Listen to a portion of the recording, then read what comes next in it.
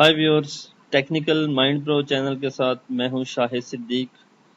Our today's topic is calibration of measuring instruments in pharmaceutical industry. इस video में हम discuss करेंगे कि हमारे पास जो इंस्ट्रूमेंट हम फार्मास्यूटिकल इंडस्ट्री में यूज़ करते हैं उसकी कैलिब्रेशन क्यों करते हैं, कब करते हैं और कैसे करते हैं। इससे पहले हम डिस्कस करें, अगर अभी तक आपने चैनल को सब्सक्राइब नहीं किया तो please subscribe the channel and click the bell icon. These are the contents of this tutorial. What is calibration? Why calibration is required? When to be calibration is performed? Initial calibration से क्या मुराद होती है? Final calibration क्या होती है? ISO 17025 के accordingly calibrations के क्या standards हैं? How frequency to be defined? सबसे पहले हम देखते हैं कैलिब्रेशन होती क्या है। Process in which values of any device is compared with master device या reference standard whose values are accurate.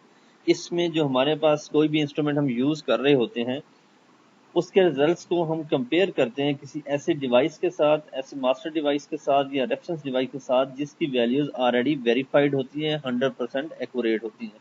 फिर हम देखते हैं कि दोनों में कितनी डेविएशन है, दोनों में डिफरेंस कितना है, उस हिसाब से हम अपने इंस्ट्रूमेंट को कैलिब्रेट करते हैं।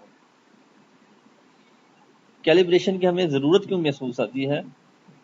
These following are the basic purpose of calibration. Accuracy for critical process which depends upon instrument. वो प्रोसेस जो क्रिटिकल होते हैं, जहाँ पे क्रिटिकल इंस्ट्रूमेंट यूज हो रहे होते हैं, जिन पे हमारा प्रोसेस डिपेंड कर रहा होता है, उनकी एक्यूरेसी के लिए, प्रोडक्ट की क्वालिटी के लिए। अगर आप लेट्स सपोज किसी प्रोडक्ट को आप हीटिंग कर रहे हैं, आप वहाँ पे थर्मल सेंसर यूज कर रहे हैं, हीटिंग सेंसर यूज कर रहे हैं।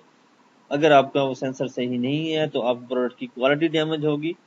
प्रिसाइज रिजल्ट हासिल करने के लिए कैलिब्रेशन की जरूरत होती है। Cost saving by reduction in down time. जब आप अपने इंस्ट्रूमेंट को रेगुलर इंटरवल पे कैलिब्रेट कर रहे होते हैं तो विच मीन्स कि जिसमें जो डेविएशन होती है वो फाइंड आउट हो जाती है, जिससे क्या होता है, आपका प्रोडक्ट की जो डाउन टाइम होता है, जो आपके शट डाउन की कॉस्ट होगी या प्रोडक्शन लॉस होगा, उसमें क्या होगा, सेविंग हो जाएगी। कैलिब्रेशन कब कब परफॉर्म करनी चाहिए? ये तो इनिशियल स्टैंडर्ड्स हैं कि हमें कब परफॉर्म करनी चाहिए। Before usages of new device, जब भी आप कोई नया इंस्ट्रूमेंट लेते हैं उसको इस्तेमाल से पहले उसकी कैलिब्रेशन करनी होती है। आफ्टर ड्यू डेट, अगर उसके हमने कोई डेट डिफाइन कर ली है, लेट्स सपोज मैं कहता हूँ हमारे पास एक प्रेशर गेज है, वो हम उसको 6 मंथ के बाद कैलिब्रेट करते हैं, तो ड्यू डेट हो गई है तो उसके बाद कैलिब्रेशन करनी होती है। अकॉर्डिंग टू मैन्युफैक्चरर, उसकी जो हमने फ्रिक्वेंसी डिफाइन करनी होती है अकॉर्डिंग टू मैन्युफैक्चरर, जो उसका ओरिजिनल मैन्युफैक्चर इक्विपमेंट होता है वो आपको डिफाइन कर देता है कि इतने अरसे बाद इसकी कैलिब्रेशन करनी होती है। फॉर रेगुलेटरी रिक्वायरमेंट, अगर आपके पास गाइडलाइंस है रेगुलेटरी रिक्वायरमेंट के हवाले से है तो उस हिसाब से आपने कैलिब्रेशन करनी होती है, या अगर आपका इंस्ट्रूमेंट डैमेज हो जाए तो करनी होती है। What is calibration frequency? और ये हमारे पास कैलिब्रेशन फ्रिक्वेंसी होती क्या है? Duration after which device is recalibrated. Frequency से मुराद ये है कि वो ड्यूरेशन ऑफ टाइम या इंटरवल ऑफ टाइम है जितने अरसे के बाद आपने दोबारा फ्रिक्वेंसी करनी होती है। अगर आप गाइडलाइंस की बात करें तो ISO 17025 क्लियरली बताता है कि आप किसी भी इंस्ट्रूमेंट की जो कैलिब्रेशन करवाते हैं उसकी थर्ड पार्टी जिससे आप करवा रहे होते हैं वो आपको डिफाइन करके नहीं दे सकता कि आप इसको 6 माह बाद करवा लें या साल बाद करवा लें। ना ही वो उसके जो कैलिब्रेशन टैग्स हैं या सर्टिफिकेट्स हैं उस पर अपने तौर पर मेंशन नहीं कर सकता जी इसकी कैलिब्रेशन 3 मंथ बड़ी हुई है, जब तक वो जो कंज्यूमर एंड है, जो ऑर्गेनाइजेशन उनसे कैलिब्रेशन करवा रही है उसके साथ उनका कंसल्टेशन ना हो, उनके साथ म्यूचुअल कंसेंसस ना हो किसी भी डिवाइस पे कि इतने अरसे के बाद इसकी कैलिब्रेशन होनी चाहिए, उसके बाद जाके डिफाइन किया जाता है कि इसकी कैलिब्रेशन की फ्रीक्वेंसी ये होनी चाहिए। अब देखते हैं कि हम एक्चुअली डिफाइन करते कैसे हैं कैलिब्रेशन। कोई भी इंस्ट्रूमेंट तो आपके पास आ गई है, आपको इंस्ट्रूमेंट का ना तो आप OEM पे डिपेंड कर सकते हैं, तो एक्चुअली आपने करना क्या होता है? कैलिब्रेशन 2 स्टेजेस होती हैं। इनिशियल कैलिब्रेशन, इसकी फ्रीक्वेंसी डिवाइस करने के लिए एक इनिशियल कैलिब्रेशन होती है, एक फाइनल।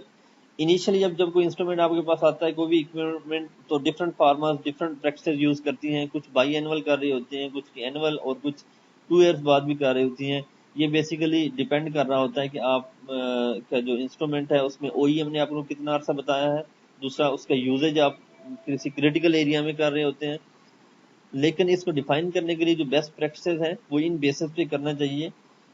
انیشلی آن ایکسپرٹ ایڈوائس، جو کوئی ایکسپرٹ آپ کو ایڈوائس دیتے ہیں کہ اتنے عرصے کے بعد آپ اس کی فریکوینسی ڈیفائن کر دیں، ان بیسس پہ یا آپ کے جو پریویس ایکسپیرینس ہوتا ہے اس سے پہلے جو آپ انسٹرومنٹ یوز کر رہے ہوتے ہیں اس حساب سے، O E M recommendation, original equipment manufacturer کے حساب سے، ریگولیٹری ریکوائرمنٹ کے حساب سے، نیچر آف ورک کے حساب سے کہ انسٹرومنٹ کہاں پہ یوز ہو رہا ہے، کہ زیادہ کریٹیکل ایریا میں یوز ہو رہا ہے یا لیس کریٹیکل ایریا میں یوز ہو رہا ہے، فریکوینسی آف یوز، اس انسٹرومنٹ کا یوز کتنا ہے، 24 آورز میں کتنی دفعہ یوز ہوتا ہے.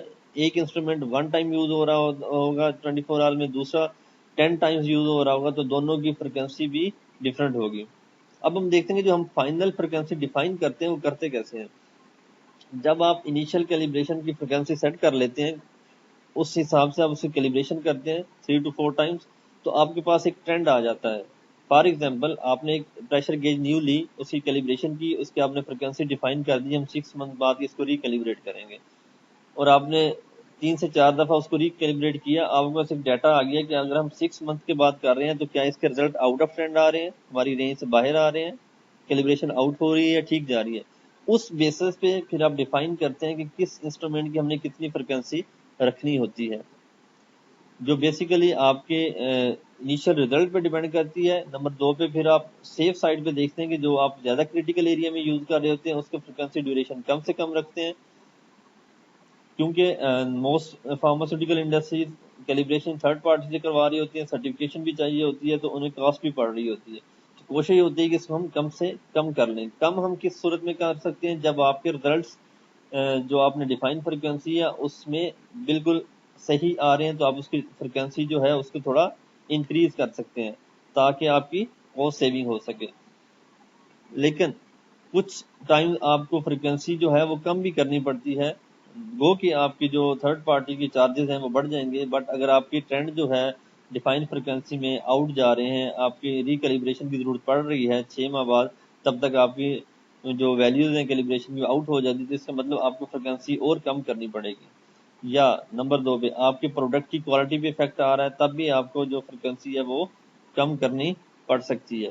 نمبر 3 وہ انسٹرومنٹ جو آپ کے ٹمپریچر ہیومیڈیٹی وغیرہ میں کنٹرولنگ میں یوز ہوتے ہیں، اگر ان میں ٹمپریچر بڑھنے لگ گیا ہے، ایشوز آ رہے ہیں یا ہیومیڈیٹی میں ایشوز آ رہے ہیں، تو اس حساب سے بھی آپ کو فریکوینسی کم یا زیادہ کرنی پڑ سکتی ہے. یہ ایک چھوٹا سا ٹاپک تھا، امید ہے آپ سب کے لیے یوزفل رہا ہوگا. اگر آپ نے چینل کو سبسکرائب نہیں کیا تو please subscribe the channel and click the bell icon, like and share the videos. Thank you.